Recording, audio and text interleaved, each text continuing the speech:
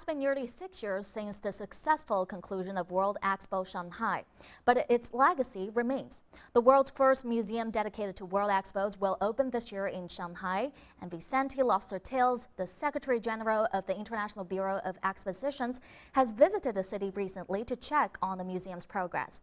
And my colleague Qian Yi had a chance to ask him about the museum's value, whether it will impact people's life, and how it will change China's role at future expos.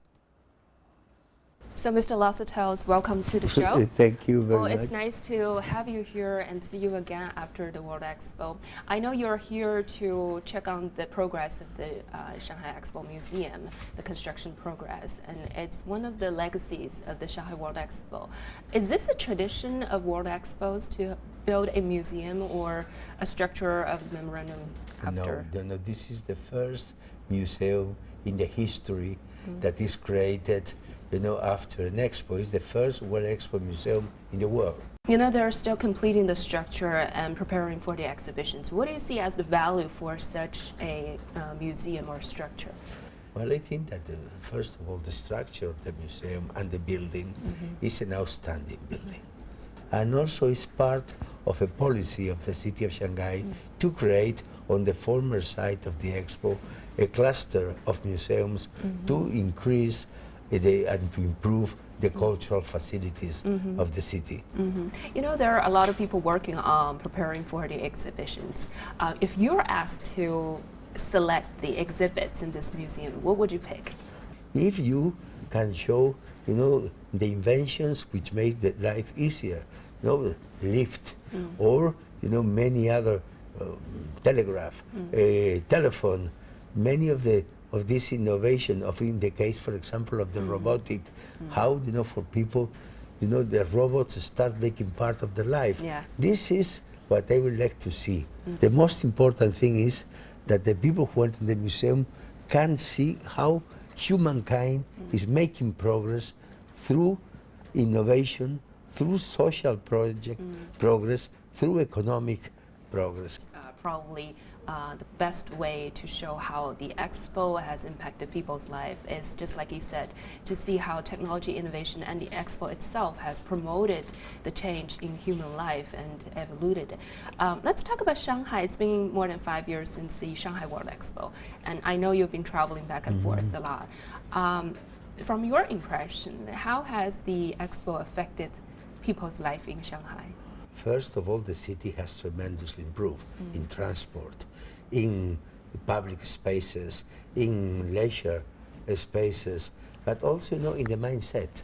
If you remember, before the expo, the people were not as aware as they are today about environmental issues.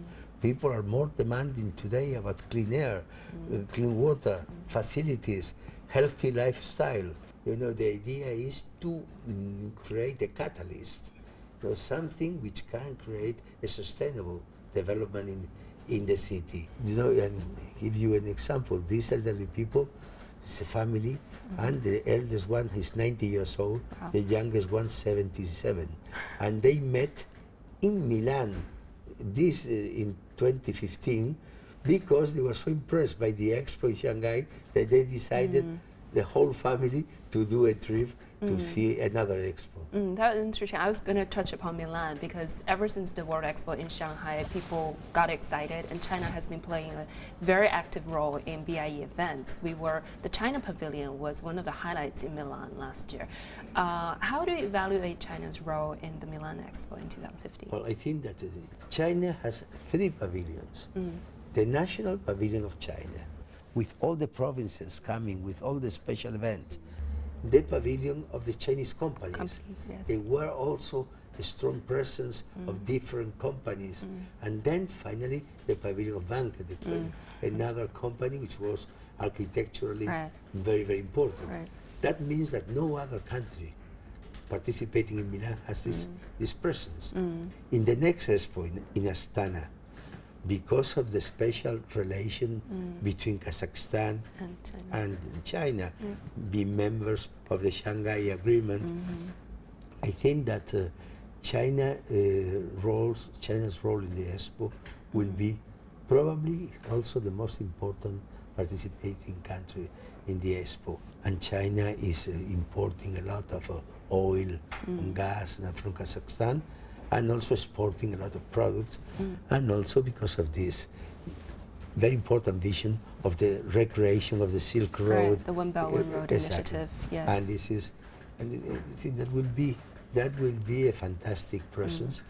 It's interesting you mentioned Kazakhstan, because not only as the next host country of the World Expo, it is also on the One Belt One Road initiative on that map. So China, with that initiative in mind, China also wants to boost its image and let people know more about this country through participating in BIE events. How do you suggest China achieve its goal through these events? Well, I think that the way of achieving this goal is not just a problem of spending more money. It's a problem of becoming more and more professional and sophisticated. Okay. The contents of the pavilion are more and more sophisticated and more focused. The innovation in technology is bigger and bigger. And then another way is, as you have mentioned, is to increase also the presence of Chinese companies in expos around the theme of the expo. Not, just selling anything, but going to high value, innovative product which can show, the quality of the evolution of the China's industry. Do you think the or events like the World Expo is facing a challenge in this time because of the internet era, and also given new technologies like virtual reality? People basically can see everything on the internet. You can probably find many things in internet, but when you have a presentation of the different countries around this specific theme, and you see the real items, nothing can replace the personal experience. You can see all the menus of restaurants in internet, but you will be hungry. You need to go and see and appreciate and see, and touch and see the examples. I think that internet and IT is an opportunity for expos. Is this on the agenda for the BIE, a virtual World Expo in addition to the physical World Expo? Yes, we have been working on that for many years, and the Shanghai Expo wanted to have also a virtual expo. The difficulties with the slow internet and other things make that difficult. This is what we want to do, and we are working on that. I think this is our biggest challenge now. Yeah.